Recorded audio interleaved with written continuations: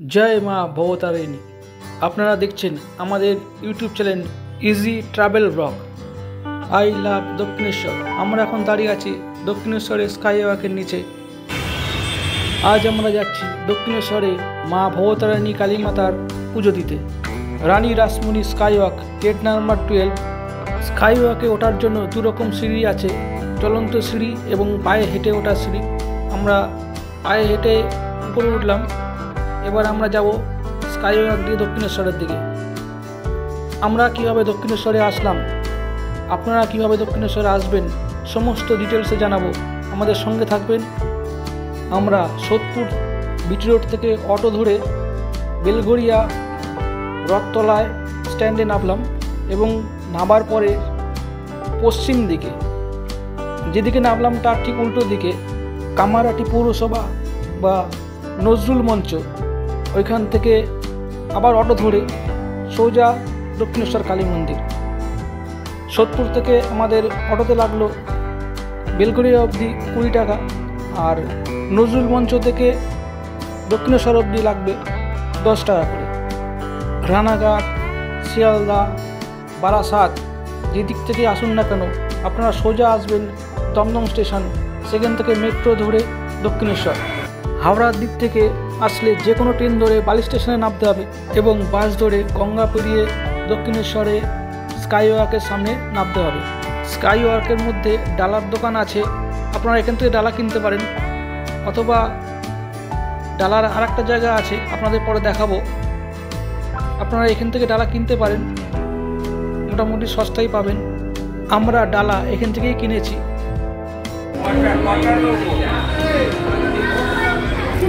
কি আছে এর মধ্যে? কি আছে? সিধু, শাখা, পলা, বিন্দি, চূর্ণি, ধাগা, পুরোপুরি মিষ্টি দিয়ে 100 টাকা।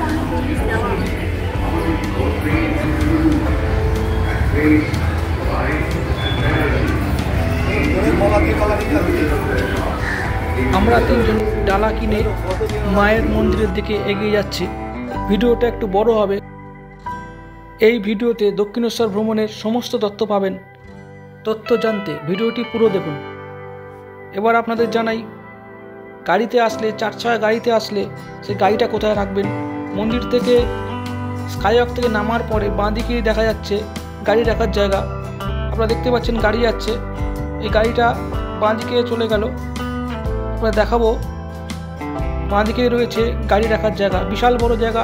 2 চাকা 4 চাকা গাড়ি এখানে রাখতে পারবেন।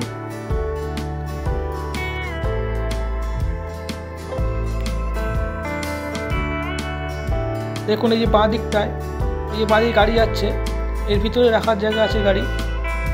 2 চাকা 4 চাকা সমস্ত গাড়ি এখানে রাখা যাবে। মন্দির খোলে সকাল 6টায়, বন্ধ হয় দুপুর 12টা 30 মিনিটে, আর বিকেলবেলা 3টে 30 মিনিটে খোলে, বন্ধ হয় 7টা 30 মিনিটে। খুব সংক্ষেপে মন্দিরের ইতিহাসটা আপনাদের জানানোর চেষ্টা করছি। সালটা ছিল 1847। কলকাতার যানবাজারের রানীমা কাশিতে যাবার জন্য তৈরি হচ্ছেন। যেদিনকে যাবেন ঠিক তার আগের দিন রাত্রিবেলা মা কালী রানীমাকে স্বপ্ন দিয়ে বলেন যে কাশিতে যেতে হবে না, কলকাতার কাছে গঙ্গার ধারে যে কোনো একটা জায়গায় আমার মূর্তি স্থাপন করে পুজো দিলে আমি পুজো গ্রহণ করব। 1847 সালে মন্দির তৈরির কাজ শুরু হয় এবং শেষ হয় 1855 সালে।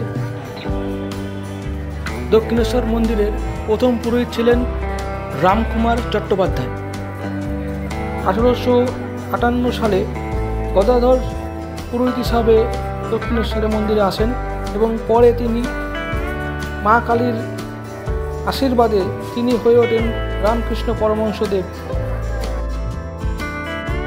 মূল মন্দিরে যাওয়ার সময় ডান দিকে পড়বে শ্রীরামকৃষ্ণদেবের বিশাল বড় ছবি। মন্দিরের ভেতরে ফটো তোলা বারণ। আপনাকে মোবাইল ক্যামেরা বা পয়সার ব্যাগ ছাড়া যে কোনো ব্যাগ মন্দিরের ভেতরে নিয়ে যেতে পারবেন না, তাই আপনাদের বাইরেই রেখে যেতে হবে। কোথায় রাখবেন দেখুন দেখাচ্ছি। মূল মন্দিরে প্রবেশ করার ব্যবস্থা আছে। জুতো রাখা, মোবাইল রাখতে 3 টাকা, ব্যাগ রাখতে 10 টাকা এবং জুতো রাখতে 3 টাকা খরচা পড়বে। প্রথমেই পড়বে জুতো রাখার কাউন্টার, তারপরে ব্যাগ মোবাইল রাখতে পারবেন। যে কাউন্টারে রাখবেন ঠিক তার পাশের কাউন্টার থেকেই আপনাকে স্লিপ দেখিয়ে আপনাকে মোবাইল, ব্যাগ বা জুতো নিতে হবে। ভোগ প্রসাদ খেতে চাইলে আপনারা খেতে পারেন। মন্দির চত্বর থেকেই কুপন পেয়ে যাবেন। প্রতিদিন 200 টাকা করে এবং শনি রবিবার 300 টাকা করে কুপন দেওয়া হয়। সকাল 9টা থেকে কুপন দেওয়া শুরু হয় আর ভোগ বিতরণ করা হয় দুপুর 1টা থেকে। রামকৃষ্ণ পরমহংসদেব যে ঘরে থাকতেন সেই ঘরের ফটো বা ছবি তোলা বারণ আছে, তাই দেখাতে পারলাম না। আপনারা দক্ষিণেশ্বর মন্দিরে আসলে অবশ্যই গঙ্গার ধারে আসবেন। এখানে দেখতে পাবেন জ্ঞানী গুণী এবং মনীষীদের মূর্তি খুব সুন্দর করে রাখা রয়েছে। গঙ্গার ধার দিয়ে হাঁটতে হাঁটতে মনোরম পরিবেশে আপনারা এসে পৌঁছবেন দক্ষিণেশ্বর মন্দিরের ঘাটে। অনেক আগে এই ঘাট থেকেই মন্দিরে যাওয়া যেত, কিন্তু বিভিন্ন কারণে মন্দিরে যাওয়ার পথ বন্ধ করে দেওয়া হয়েছে। সন্ধেবেলা আমরা মন্দির চত্বরে। আমরা এখন মন্দির থেকে অনেকটা দূরে। দেখুন এই দূর থেকে মন্দিরের অপূর্ব দৃশ্য। ডালার দোকানের আগে স্বামীজির একটা বিশাল বড় মূর্তি রয়েছে। আমরা চলে যাচ্ছি ডালার দোকানের দিকে। দেখুন মন্দিরের ঠিক কাছে ডালার অনেক দোকান একসঙ্গে করা আছে। একটা সেটআপের মধ্যে ডালার দোকান করা আছে। আপনারা এখান থেকেও ডালা কিনতে পারেন। দেবালয় অর্থাৎ দক্ষিণেশ্বর কালী মন্দির ও প্রতিষ্ঠাত্রী রানী রাসমণির প্রতিকৃতি সম্বলিত একটি রৌপ্য মুদ্রা প্রকাশ করেছে। সেই সঙ্গে প্রকাশিত হয়েছে লোকমাতা রানী রাসমণি ফাউন্ডেশনের পক্ষ থেকে বিদগ্ধজনের লেখায় সমৃদ্ধ শারদীয়া মাতৃশক্তি পত্রিকা।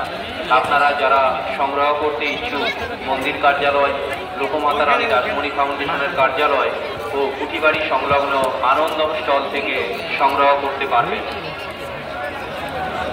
বিশেষ ঘোষণা, লোকমাতা রানী রাসমণির 232তম আবির্ভাব দিবসে তার প্রতি শ্রদ্ধার্ঘ স্বরূপ ভারতীয় ডাক বিভাগ একটি বিশেষ খাম প্রকাশ করেছে এবং ভারতীয় ডাকশাল এই দেবালয় অর্থাৎ দক্ষিণেশ্বর কালী মন্দির ও প্রতিষ্ঠাত্রী রানী রাসমণির প্রতিকৃতি সম্বলিত একটি রৌপ্য মুদ্রা প্রকাশ করেছে। সেই সঙ্গে প্রকাশিত হয়েছে লোকমাতা রানী রাসমণি ফাউন্ডেশনের পক্ষ থেকে বিদগ্ধজনের লেখায় সমৃদ্ধ শারদীয়া মাতৃশক্তি পত্রিকা। আপনারা যারা সংগ্রহ করতে ইচ্ছুক মন্দির কার্যালয়, লোকমাতা রানী রাসমণি ফাউন্ডেশনের কার্যালয় ও কুঠিবাড়ি সংলগ্ন আনন্দম স্টল থেকে সংগ্রহ করতে পারবেন। পণ্য বিথিকা। এই পণ্য বিথিকাতে আপনারা পেয়ে যাবেন বিভিন্ন ধরনের পাথরের ছোট ছোট মূর্তি, ছোটদের খেলনা, ছোট ছোট আসবাবপত্র। এর আগে যখন আমরা দক্ষিণেশ্বরে গিয়েছিলাম তখন আমরা এগুলো খোলা আকাশের নিচে পেয়েছি, কিন্তু এখন একটা ছাদের তলায় পণ্য বিথিকার নাম দিয়ে এখানে বিভিন্ন স্টলে এই সমস্ত সামগ্রী বিক্রি হচ্ছে। আপনারা এখান থেকে ইচ্ছা মতন কিনতে পারেন। মন্দিরে ঢোকার মুখটা অনেকটা পরিবর্তন হয়েছে। আগে খাবারের দোকান ছিল মন্দিরের ঢোকার ডান দিকে, এখন সেটা ফুড প্লাজার মধ্যে চলে গেছে। ভোজনালয়, পরিষ্কার পরিচ্ছন্ন ভোজনালয়। এখানে আপনাকে 4টে কচুরি দেবে, 50 টাকা নেবে, সঙ্গে ছোলার ডাল দেবে। এছাড়া আলাদা কিছু নিলে মিষ্টি খেতে পারেন। আমরা যে ভোজনালয়ে খাওয়ার দাওয়ার সারলাম সেখানে আমাদের ছবি তুলতে দিল না, তাই দেখাতে পারলাম না ভিতরটা। বাইরে থেকে ছবি তুলে দেখাচ্ছি। আমরা এখন বাড়ির দিকে যাচ্ছি, কিন্তু যারা বাড়ি যেতে পারবেন না তারা কোথায় থাকবেন, যারা অনেক দূর থেকে আসবেন তারা কোথায় থাকবেন, তাদের জন্য আমি কিছু হোটেলের নাম্বার দিয়ে দিচ্ছি। আপনারা যোগাযোগ করে নেবেন। স্ক্রিনের মধ্যে দেওয়া থাকবে হোটেলের নাম্বার। মন্দির থেকে ফেরার পথে স্কাইওয়াক থেকে নেমে বাঁ দিকে সমস্ত হোটেলগুলো পেয়ে যাবেন। মোটামুটি 700 থেকে 800 টাকা থেকে শুরু হবে, আর এসি নিলে 1200 টাকা মতন পড়বে। আপনারা এবার দেখে নেবেন। এখানকার সমস্ত হোটেলের টাইম সকাল 9টা থেকে 9টা। আর এখানে থাকতে গেলে যে কোনো একটা আইডি লাগবে। আপনারা অবশ্যই আইডি সঙ্গে করে রাখবেন, আইডি না থাকলে থাকতে দেবে না। ভিডিওতে দেওয়া সমস্ত তথ্য আপনাদের প্রয়োজন লাগলে আমাদের চ্যানেলটিকে সাবস্ক্রাইব করবেন, পারলে শেয়ার করবেন। নমস্কার, সঙ্গে থাকবেন।